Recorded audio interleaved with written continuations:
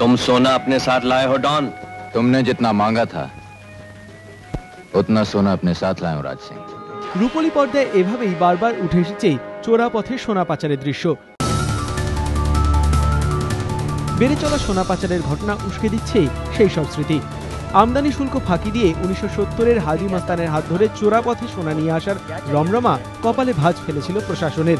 মাঝে একটা লম্বা বিরতি, আবার শোনা যাচ্ছে সোনা পাচারকারীদের রমরমার কথা। ফিরে আসছে হাজি মাস্তানের যুগ, ফিরে আসছে 70-এর সেই সময়। কেন ঘটছে সোনা পাচারের ঘটনা? কেনই বা বাড়ছে এই প্রবণতা? কলকাতা বিমানবন্দরে 24 কেজি সোনা উদ্ধারের ঘটনায় উঠছে এই সব প্রশ্ন।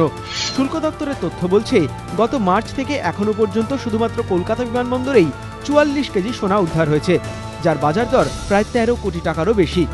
তদন্তে উঠে আসা তথ্য অনুযায়ী এদেশে 10% হারে আমদানি শুল্ক মিটিয়ে 1 কেজি সোনার দাম বর্তমানে প্রায় 30 লক্ষ টাকা। আর চোরা পথে সে পরিমাণ সোনা নিয়ে আসতে পারলে দাম পড়ে প্রায় 26 লক্ষ টাকা। শুল্ক দপ্তরের কর্তারাও বলছেন, মুনাফার লোভে আমদানি শুল্ক ফাঁকি দিতেই বাড়ছে সোনা পাচারের ঘটনা। মূলত দুবাই ও ব্যাংকক থেকেই এদেশে চোরা পথে ঢুকছে সোনা। एक मेन रीज़न तो है जो ड्यूटी स्ट्रक्चर है अदर कंट्रीज़ का और इंडिया का।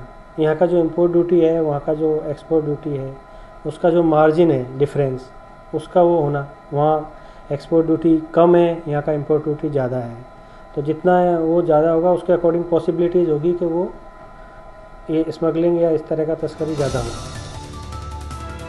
স্বর্ণ ব্যবসায়ীদের মতে শুধু শুল্ক ফাঁকি দেওয়াই নয়, দুবাই এবং ব্যাংককে সোনার উপর শুল্ক কম থাকার কারণে সেখানে সোনার দাম ভারতের থেকে কম এবং ডলারের তুলনায় টাকার দামের পতনও সোনা চোরাচালানকারীদের বাড়তি ইন্ধন যোগাচ্ছে। 1964-এ আপনার মনে রাখবেন, মোরারজি দেসাইয়ের আমলে এই গোল্ড কন্ট্রোল চলাকালীন প্রচুর স্মাগলিং হতো। হাজি মাস্তারের নাম শুনে থাকবেন। সেটা আবার চালু হয়েছে। 60-70-তে যে স্মাগলিংটা হতো, 92-তে যেটা বন্ধ হয়ে যায়, গোল্ড কন্ট্রোল আইনটা যা তুলে দেয়, তারপর স্মাগলিং একদমই বন্ধ হয়ে যায়। এই ইম্পোর্ট ডিউটি বাড়ানোর জন্য আবার স্মাগলিং শুরু হয়েছে।